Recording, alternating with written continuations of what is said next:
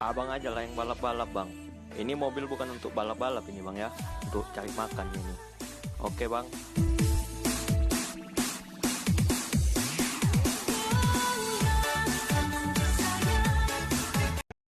Abu-abu.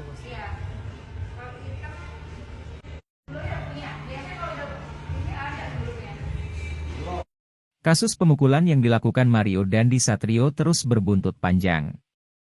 Tak hanya mengantarkannya ke penjara, ulah Mario Dandi ini juga berdampak besar terhadap kedua orang tuanya. Rafael Alun Trisambodo, sang ayah, dicopot dari jabatannya. Ia pun akhirnya memilih mundur dari PNS.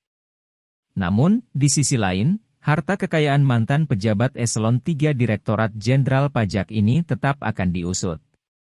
Tak berhenti di Rafael Alun Trisambodo, kini giliran sang istri, Ernie Meike Torondek, yang juga ibu dari Mario Dandi yang ikut jadi sorotan.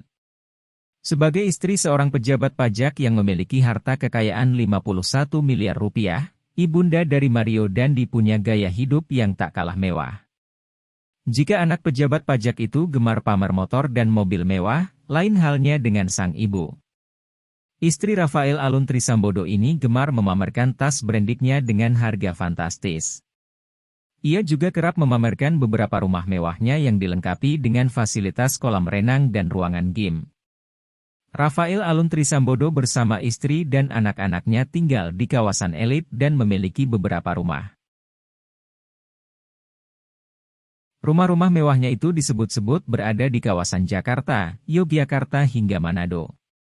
Selain memiliki banyak rumah mewah, Rafael Alun Trisambodo juga disebutkan memiliki banyak mobil mewah yang berderet rapi di garasi. Ia juga bahkan memiliki sejumlah usaha seperti kedai kopi hingga restoran.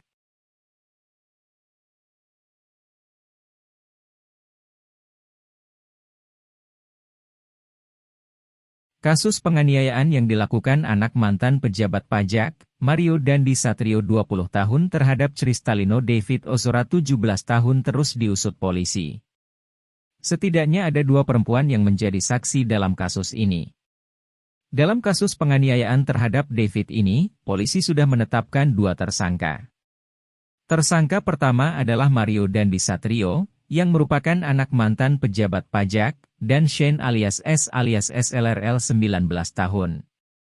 Mario Dandi disebut menendang hingga menginjak kepala David beberapa kali. Mario Dandi juga memukul kepala David berkali-kali. Sementara itu, Shane berperan memprovokasi Dandi untuk menganiaya David. Saksi AG perempuan kekasih Mario Dandi. Sosok pertama yang berada di pusaran kasus ini ialah kekasih Mario Dandi yang juga mantan pacar David bernama Agnes 15 tahun di mana Agnes masih berstatus sebagai saksi. Dalam jumpa pers di Polres Metro Jakarta Selatan, Kombes AD Arisyam Indradi mengungkapkan keterangan para saksi terkait apa yang terjadi di malam tersebut di mana Agnes katanya ingin mengembalikan kartu pelajar David yang tengah berada di rumah temannya. Niat ingin mengembalikan kartu pelajar itu disampaikan Agnes kepada pacarnya, Dandi Satrio. Sementara itu, Dandi Satrio menyampaikan niat ingin memukuli David kepada Shane. Dandi kemudian bersama Shane kemudian menjemput Agnes menuju lokasi David berada. Salah satu kuasa hukum Agnes, Mangatta Toding Allo mengklaim bahwa kliennya tidak menyangka jika Mario Dandi Satrio akan melakukan penganiayaan kepada Cristalino David Ozora. Mangatta menuturkan awalnya Agnes hanya dijemput oleh Mario Dandi.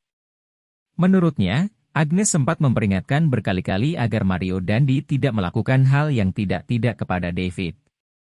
Mangatta juga membantah isu soal Agnes selfie di atas tubuh David usai dianiaya. Kejadian sebenarnya, menurut Mangatta, Agnes hanya memegang kepala David seusai dianiaya. Itu sama sekali tidak benar, karena yang benar adalah tangan kirinya memegang David karena dia sedih dengan kejadian ini, dia memegang kepalanya, ungkapnya. Agnes juga sempat menunggu di samping tubuh David usai dianiaya. Hal tersebut, kata Mangata, disaksikan oleh pemilik rumah di sekitar lokasi kejadian. Dan akhirnya menunggu dan ini disaksikan oleh yang punya rumah di situ, katanya. Polisi menyebut saksi apa merupakan orang yang menyampaikan kepada Mario Dandi mengenai dugaan perbuatan tidak baik dilakukan David terhadap Agnes. Polisi mengatakan Mario Dandi Satrio sempat pula melakukan konfirmasi ke Agnes. Pengakuan Agnes itulah yang kemudian memancing emosi Mario Dandi. Namun Ade Ari belum mengungkap apa yang dimaksud perbuatan yang tidak baik yang dilakukan oleh David.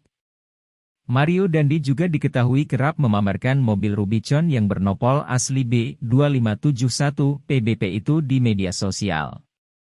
Polisi sendiri menyebutkan bahwa kepemilikan Rubicon tersebut bukan atas nama Mario Dandi Satrio. Di sisi lain, Rafael Alun Trisambodo, ayah Mario Dandi sekaligus mantan pejabat pajak, buka suara soal Rubicon dan Harley Davidson yang dipamerkan Mario Dandi. Rafael Alun mengaku kendaraan mewah tersebut bukan miliknya. Rafael enggan berbicara lebih mengenai kepemilikan Rubicon tersebut. Selain itu, diketahui dia mengajukan pengunduran diri sebagai ASN. Jeep Rubicon yang dikendarai tersangka penganiayaan Mario Dandi Satrio ditaksir punya nilai 318 juta rupiah.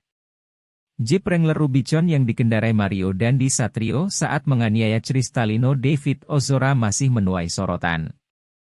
Setelah pihak kepolisian mengungkap plat nomor asli dari Jeep Rubicon tersebut, spesifikasi kendaraan juga ikut terkuak.